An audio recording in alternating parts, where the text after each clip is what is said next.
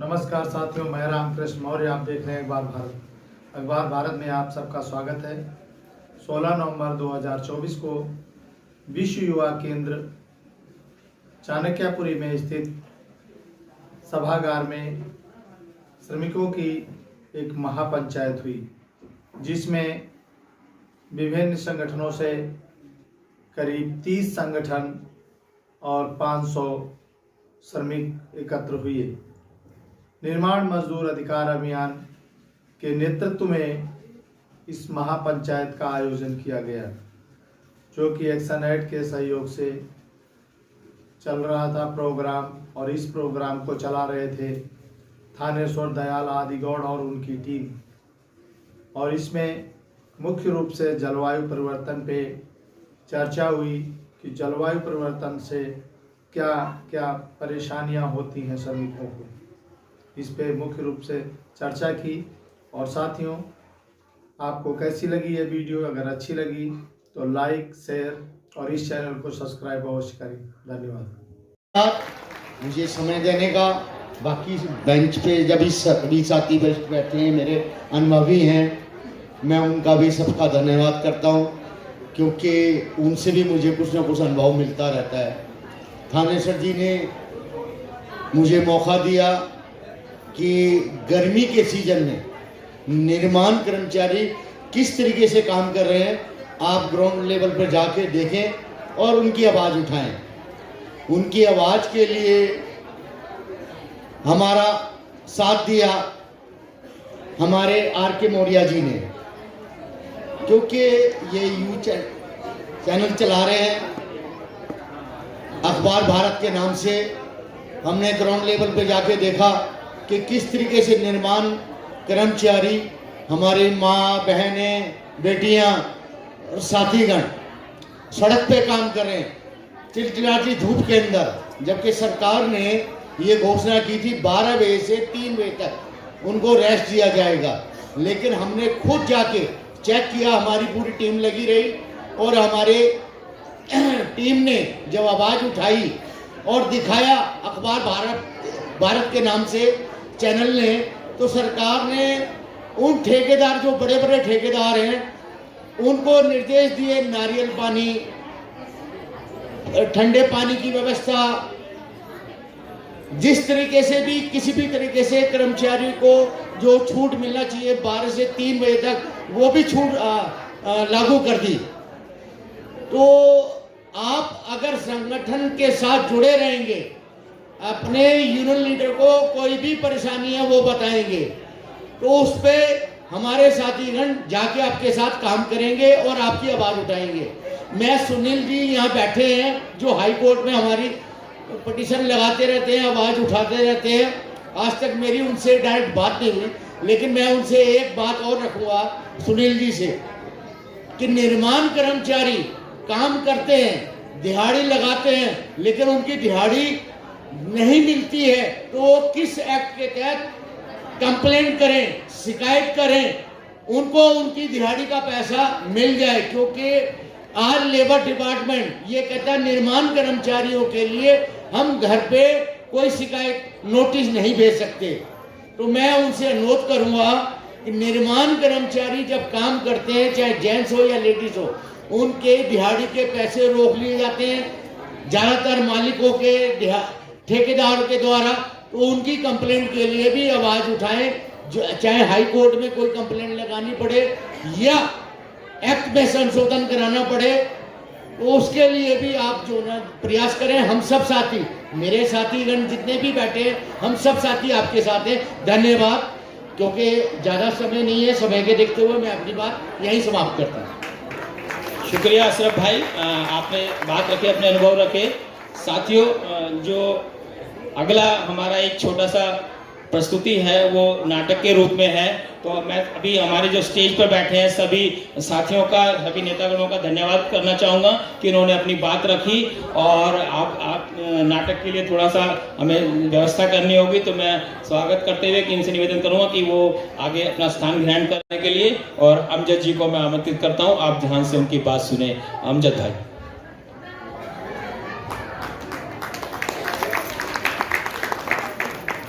धन्यवाद थानेश्वर जी।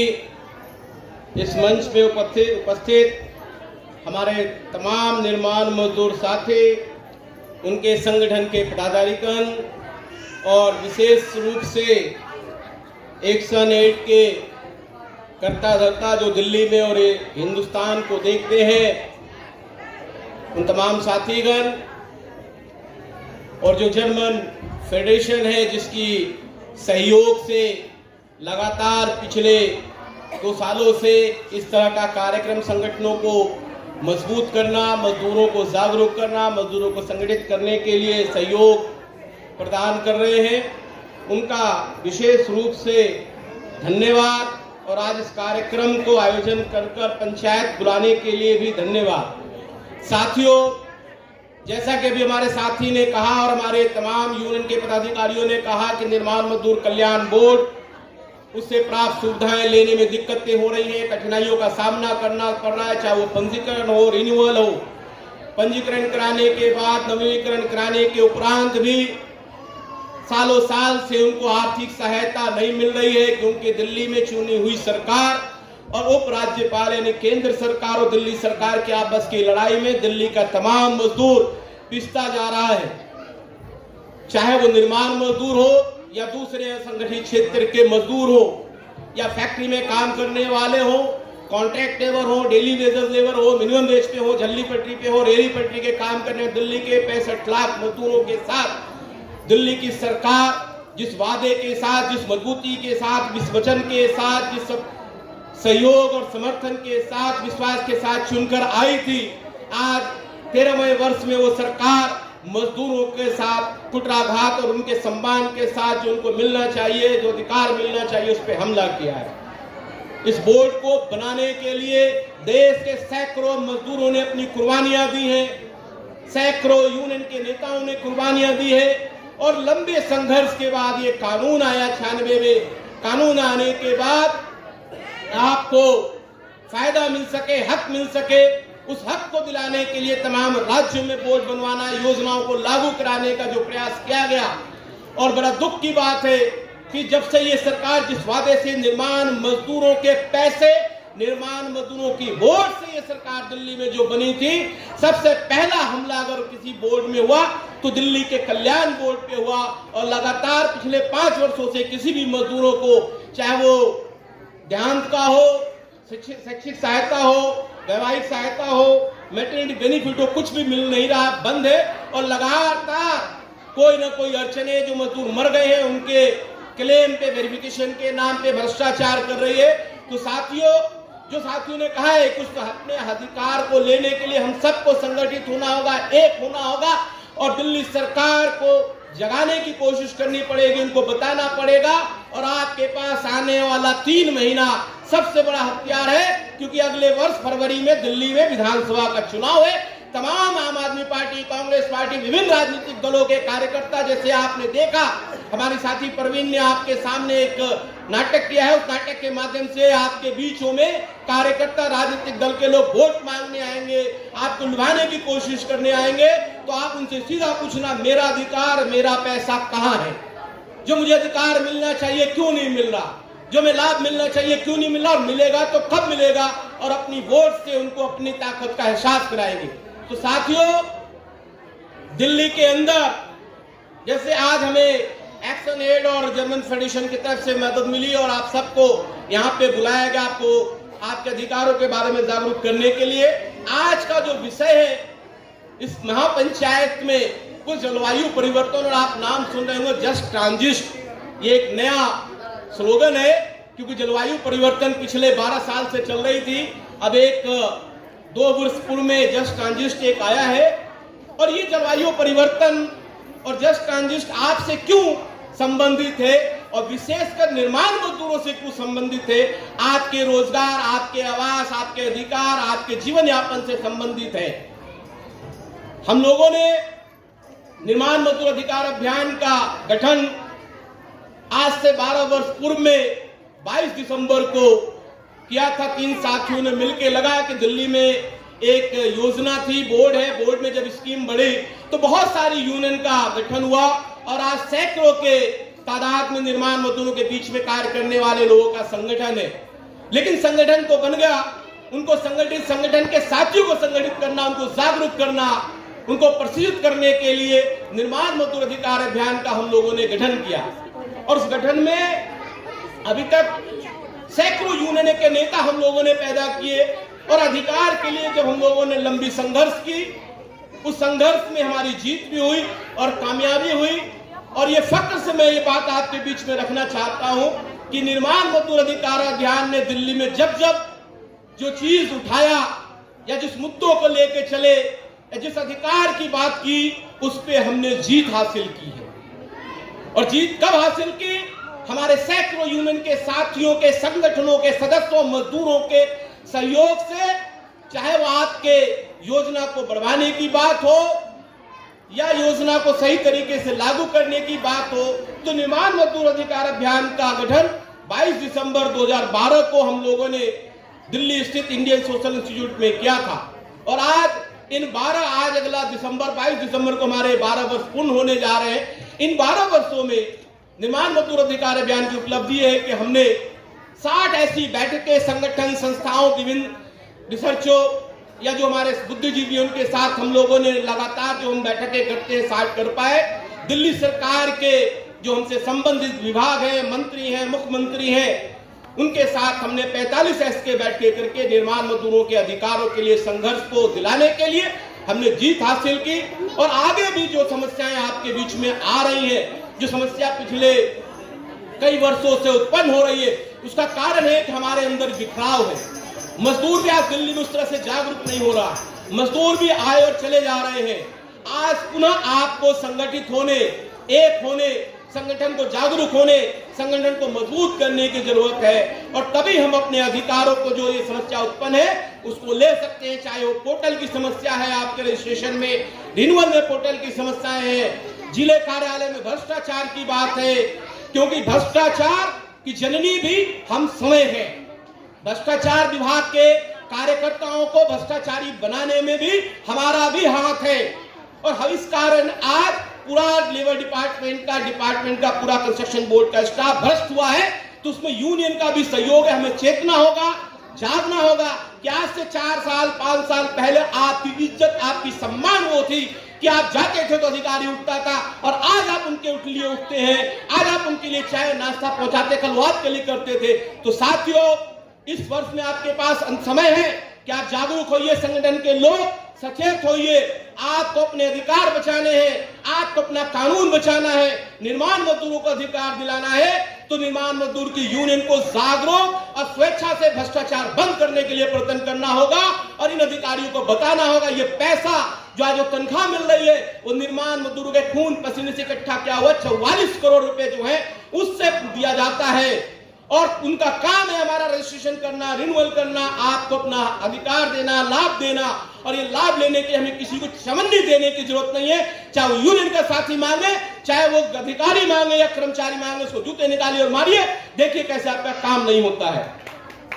तो इसमें पहले हमारी सुधार की जरूरत है और हमें पुनः संगठित होने की जरूरत है, हमें एक होने की जरूरत है, अपने अधिकार को लेने की जरूरत है। तो साथियों, निर्माण मजदूर अधिकार अभियान का मकसद ही एक था कि हम एक कुशल नेतृत्व यूनियन के बीच में पैदा करें, एक संगठित संगठन बनाने का प्रयास करें और वह संगठन इतना मजबूत हो कि उस आवाज से दिल्ली की सरकार हिल सके, अधिकारी आपकी बात सुन सके और अधिकारी आपके द्वार पे आए। और ये हम लोगों ने करके दिखाया, ऐसा नहीं है कि आपको देखने की जरूरत है। ये पिछले कुछ वर्षों में हुआ कि अधिकारी आपके बीच में आते थे, अधिकारी आपकी बात सुनते थे, आपकी मांगों को मानते थे और उसको पूरा करते थे। यहां तक कि बोर्ड की बैठक होने से पहले तमाम यूनियनों की बैठकें होती थी, यूनियन के साथ चर्चा होती थी, तब एजेंडा फाइनल होता था। और आज पिछले 4 वर्षों से यूनियन के एक पत्र का जवाब बोर्ड का अधिकारी नहीं दे पाता। तो इसकी कमी किसमें? क्या हमारे अंदर कमी नहीं है, हमारे मजदूरों के अंदर कमी नहीं है। आज बोर्ड गठित नहीं हो पा रहा, पिछले 3 सालों से बोर्ड की बैठक के 2 साल से नहीं हो पा रही। बोर्ड में जो निर्णय ले रहा है, एक सेक्रेटरी जो सीईओ है वो लेता है और इंप्लीमेंट करता है। आज दिल्ली में नए लेबर मिनिस्टर बने हुए 3 महीने हो गए, लेकिन उनका शुक्रिया भी अदा करते हैं कि उन्होंने एक यूनियन के साथ बैठकें की, लेकिन निर्माण मजदूरों के साथ बैठकें नहीं की। तो हमारी एक मांग ये भी होनी चाहिए कि हम पुनः प्रयास करें कि दिल्ली के तमाम निर्माण मजदूरों के साथ मंत्री की बैठक और बोर्ड जल्द से जल्द गठन हो और जो उनमें उत्पन्न समस्या है उसका समापन हो, और उसकी जो मजदूरों को जो लाभ मिलना चाहिए वो जल्द से लागू होना चाहिए। क्योंकि हमारे पास 2 महीने हैं, इन 2 महीनों में हमारे पास बहुत बड़ा हथियार है, और हथियार है वोट का। वोट देने से पहले, सरकार नहीं चुनने से पहले हमें उनको अपनी ताकत दिखानी जरूरी है। अब बात है कि आज के जो मुद्दे हैं वो जलवायु परिवर्तन और जस्ट ट्रांजिट है। तो साथियों, आप लगातार देख रहे हैं, दिल्ली नहीं, दिल्ली आज ग्रेड 3 में आ चुका, यानी सबसे प्रदूषित शहर दिल्ली है। और दिल्ली में आज IQ लेवल, जो प्रदूषण की गुणवत्ता का जो एक आधार मानक होता है, 400 से ऊपर है, जिसके कारण तमाम लोगों को खांसी, आंखों में जलन, सांस लेने की तकलीफें, स्किन डिजीज हो रही है। ये भी एक जलवायु परिवर्तन का एक हिस्सा है, क्योंकि आपने देखा कि दिल्ली में पहली बार 52 डिग्री टेम्परेचर गया है, जो पिछले 45 वर्षों में दिल्ली में कभी 52 डिग्री सेल्सियस नहीं गई थी, लेकिन इस बार 52 डिग्री गया। आज नवंबर के 17 तारीख पे फैक्ट्रियां भी चलेगी, कारखाने भी चलेंगे, स्कूल भी खुले रहेंगे, बैंक भी खुले रहेगा, सरकारी दफ्तर भी सब खुलेंगे, दुकानें भी खुलेंगी, सब खुलेंगे। बंद क्या होगा? केवल निर्माण मजदूरों का काम। ये क्यों भाई? है ना? कोई बात नहीं। अगर आपको लगता है कि भाई हमारे काम से धूल उड़ती है, वायु प्रदूषित होती है, मिट्टी उड़ती है, तो कुछ होता है, वैसे उसमें हमारा काम नहीं है। और ठेकेदार का जिम्मेदारी होती है कि वो पानी का छिड़काव करे, और वो या अपना दरी या उस तरह का वो लगा के रखे, है ना, झालर, ताकि पानी से ढका रहे, ग्रीन चटाई वो लगाए, सब चीजें करे, लेकिन वो नहीं करते। तो इसके लिए हम नहीं जिम्मेदार हैं। इसके लिए जो जिम्मेदार है, पेनल्टी उन पे लगे, उन पे चार्ज लगे, लेकिन हमारा काम का जो हट जाना है, मुआवजा है, तो हम आज इस सम्मेलन की तरफ से ये भी मांग करते हैं कि कम से कम मिनिमम वेज की तरफ से के हिसाब से हमें मिले। वो जो आज के प्रस्ताव है वो लास्ट में हम लोग रखेंगे। हाँ, लेकिन मैं अभी केवल इतना बताना चाहता हूं कि आपको इस लड़ाई के लिए भी तैयार रहिए, आसानी से नहीं मरेगा। आपको मालूम है, दिल्ली में दिल्ली सरकार और LG साहब का आपस में इनका टनाटन चलती रहती है, जिसके कारण हमको क्यों नहीं मिल पा रहा? हमको इसलिए नहीं मिल पा रहा, बोर्ड कहता है सरकार LG के पास फाइल भेजी हुई है, LG कहता है हमारे पास फाइल नहीं आई हुई है। हमारे बहुत से साथियों ने RTI डाल के पूछा कि ये मजदूरों की जो क्लेम के फार्म है कहाँ अटके पड़े हैं, ये एजुकेशन वाला मामला क्यों रोका हुआ है? तो उन्होंने, दिल्ली सरकार ने जब बोला कि LG ने रोका है, LG के यहाँ हम लोगों ने जाके मीटिंग करी, पता किया, उन्होंने कहा आप दिल्ली सरकार से फाइल ही नहीं आई। तो कहीं ना कहीं अब तक हमें गुमराह करते आ रहे हैं और अभी भी कर रहे हैं, लेकिन अब नहीं होंगे। अभी 4 महीने बाद दिल्ली में चुनाव आने वाले हैं, फरवरी में फिर विधानसभा के चुनाव हैं, और दिसंबर में कहीं ना कहीं चुनाव आचार संहिता लग जाएगी। तो अभी नवंबर का हमारा आधा और दिसंबर, ये 1.5 महीना हमारे पास बचा हुआ है। इस 1.5 महीने को साथियों पूरा हम लोगों को चौकस रहना है, नजर रखना है। जो भी हमसे बीच में आएगा उसे सीधा सीधा सवाल करना है कि भैया पहले हमारी सुविधाएं का घोषणा करो, रिलीज करो, तब हमसे वोट की बात करना। अब इस समय हमें नहीं चूकना है। इस समय हम हर मजदूर भाई को अलर्ट रहना है, दोनों चीज के लिए लड़ना है। एक तो पॉल्यूशन की मार के लिए भी हम कार्यक्रम बनाएंगे, मांग पत्र देंगे, और प्रतिनिधि मंडल के रूप में सरकार से मिलेंगे भी कि हमारा पैसा रिलीज करें। काम अभी तो आज पहला दिन ही हुआ है, तो अगर उम्मीद करते हैं कि 2-4 दिन में अगर ये पॉल्यूशन वाला मामला हट गया, हफ्ते वाला हट गया, तो कोई दिक्कत नहीं है। लेकिन अगर ये लंबा 1.5 महीना 2 महीना चला तो अब की बार मजदूर जो है खाली तो हो ही गया। जब काम नहीं मिलेगा तो काम नहीं मिलेगा तो भाई मैं सही तो बोर्ड के दफ्तर में दिहाड़ी लगाएंगे। क्यों? सही है ना भैया? घर बैठने की बजाय 1.5 महीना क्या करेंगे? तो वहीं हाजिरी लगाएंगे कि भैया आज तुम्हारे यही काम करना है, तुम ही दिहाड़ी दो। ठीक बात है, गलत बात है? क्यों है? हाँ, क्योंकि साइट पे तो जाएंगे नहीं, साइट पे तो काम बंद होगा, तो कहाँ जाएंगे? तो अपना फिर वहीं चलेंगे कि रोज कि भैया आज आए हैं, आप हमारी दिहाड़ी दो पॉल्यूशन वाली। अगर नहीं मानते तो ये भी करने के लिए हमें सोचना चाहिए। तो तैयारी उसके लिए भी करनी है, तैयारी इसके लिए भी करनी है कि बोलना है, चुप नहीं रहना है।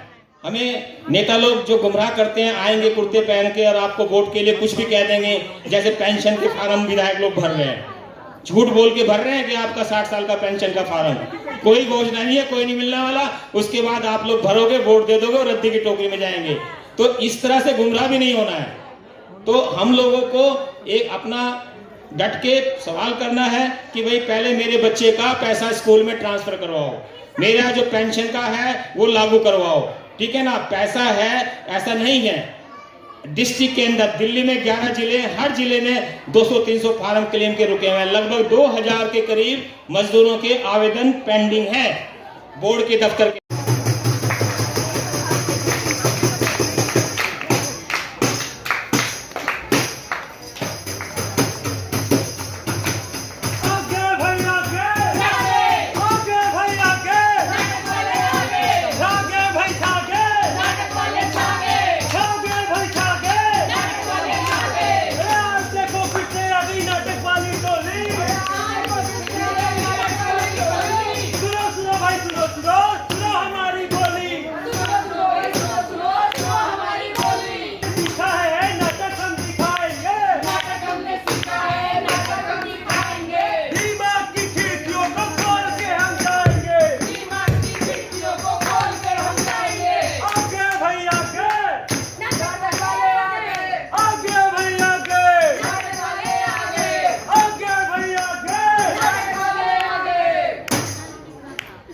नमस्कार, आभार, अभिनंदन।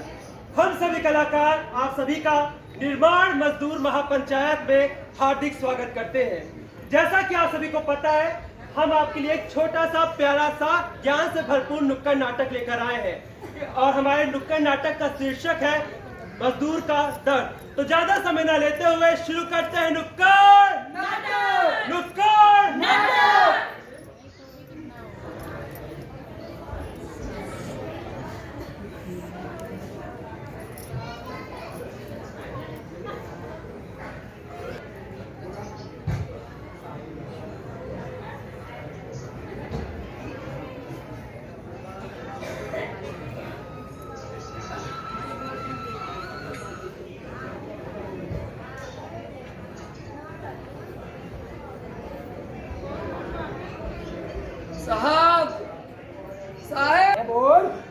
साहब आपने जो काम बोला था वो सब हमने कर दिया है साहब।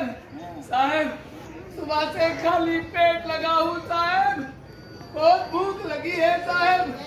मजदूरी की दिहाड़ी के पैसे मिल जाते तो कुछ खा लेता साहब, बहुत भूख लगी है साहब। वह वक्त तुम्हें भूख लगती रहती है। ले 1 2 3 4 चल साहब साहब जितने में बात हुई थी कम से कम उतना तो पैसा दीजिए साहब।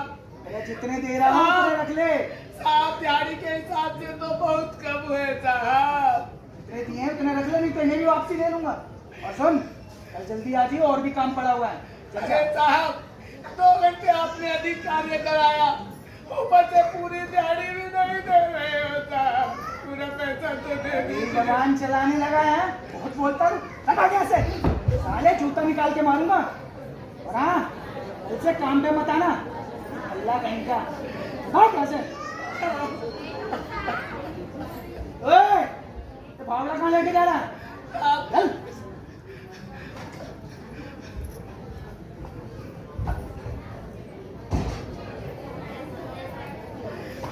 अरे वाले दिल्ली, ये तूने मजदूरों का क्या हाल कर दिया रे दिल्ली। हम अपने गांव से ये सोच कर आए थे कि दिल्ली में जाकर 2 पैसे फालतू कमाएंगे और अपने बच्चों का पालन पोषण अच्छे से करेंगे। यहाँ तो समय से अधिक काम कराते हैं और मजदूरी भी पूरी नहीं देते रहे। दिल्ली तू कैसी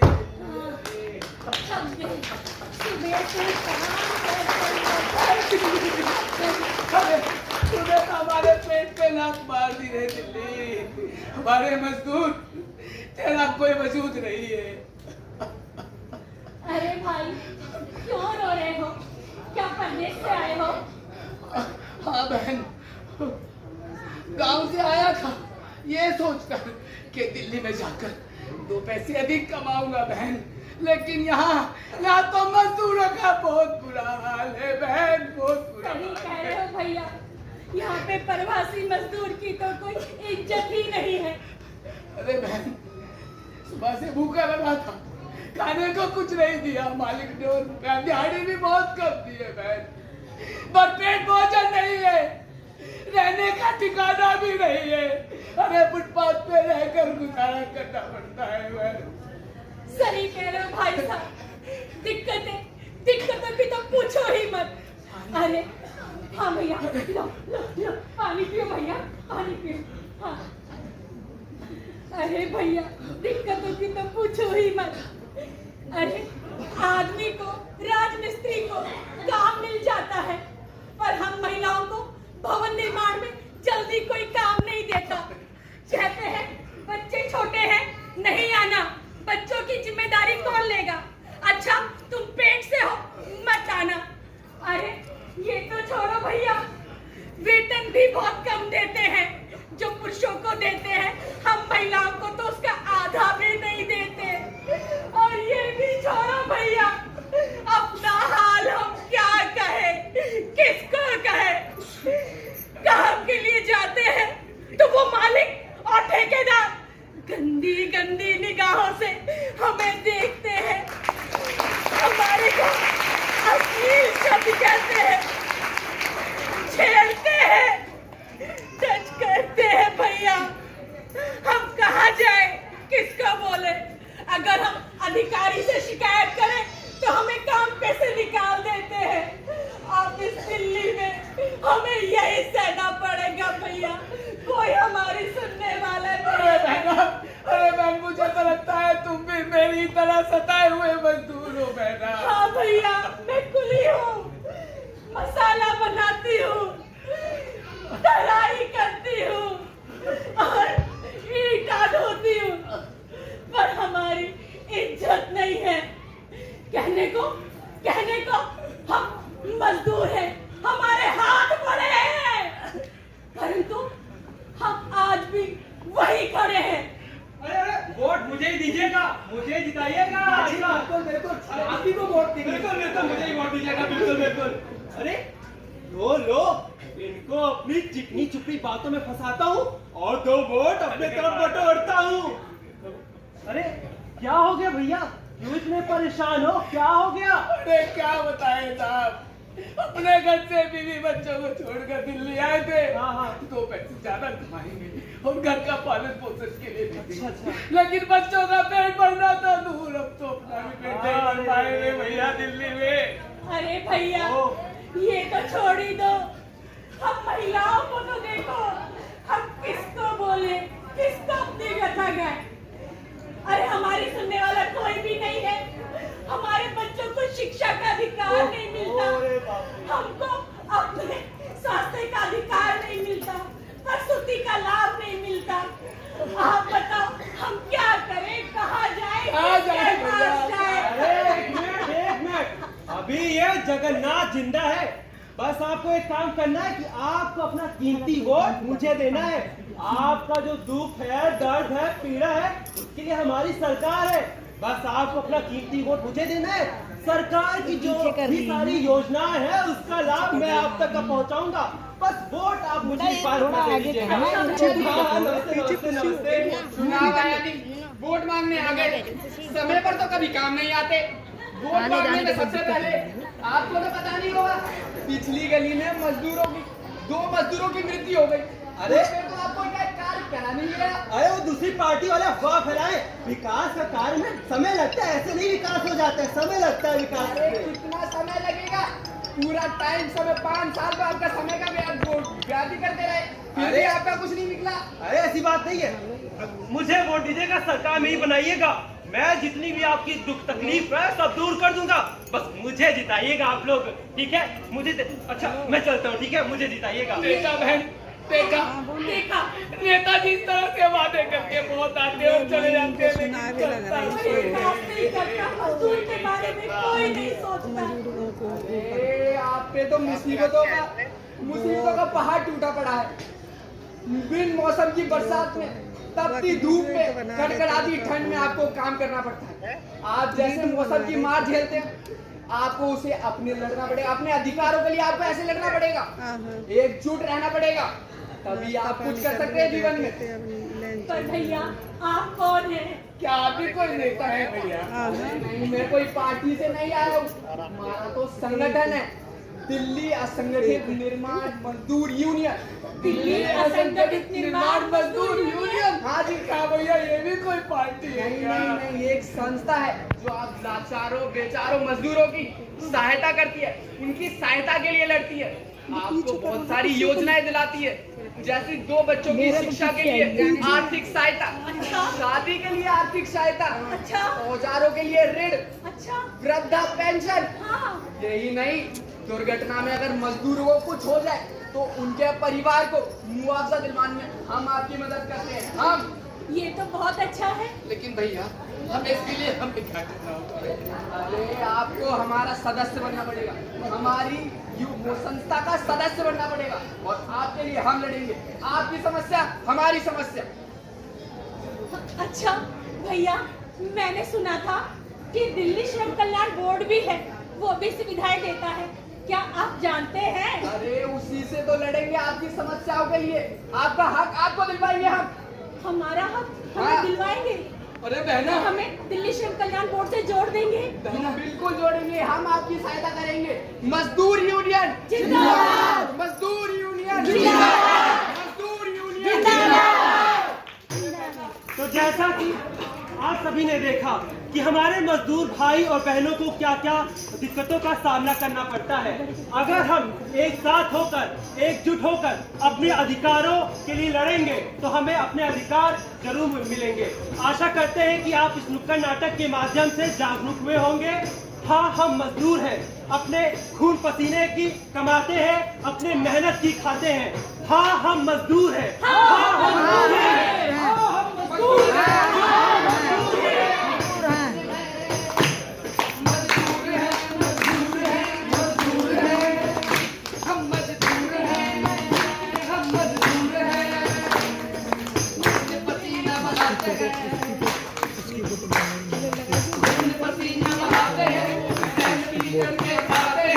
हमें किसी से क्या लेना, हम छल कपट से दूर हैं।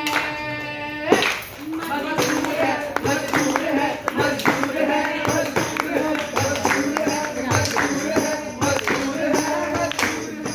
भाई बहन बीवी बच्चे परिवार का पालन करते हैं, परिवार का पालन करते हैं, परिवार का पालन करते हैं।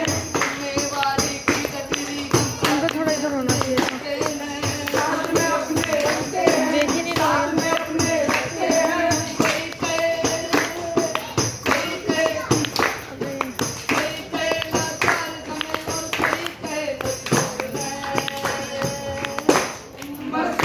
बीच वाले भैया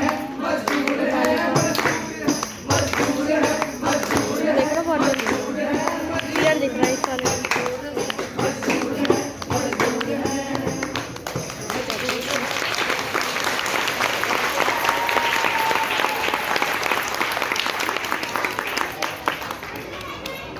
मजदूर कहीं से भी आते हैं, अगर हम संगठन के सदस्य हैं, यूनियन के सदस्य हैं, तो वो यूनियन ही दिल्ली में क्या, भारत के हर एक कोने में, विश्व के हर एक कोने में यूनियन संगठन ही एक ऐसा है जो मजदूरों के हक के लिए लड़ता है। तो आप भी अपने नजदीकी संगठन से जाके जुड़िए और अपने हक को प्राप्त कीजिए। धन्यवाद। साथियों, प्रवीण की पूरी टीम के लिए जोरदार तालियां बजाइए। देखो कितना नाटक आपने देखा कि पूरी एक मजदूर की, और विशेष रूप से जब उन्होंने महिला मजदूर की स्थिति के बारे में आप लोगों ने देखा कि किस तरह से मजदूर को काम, किसी भी मजदूर को काम नहीं मिलता, दिक्कतें होती हैं, लेकिन जो कंस्ट्रक्शन सेक्टर में जो महिला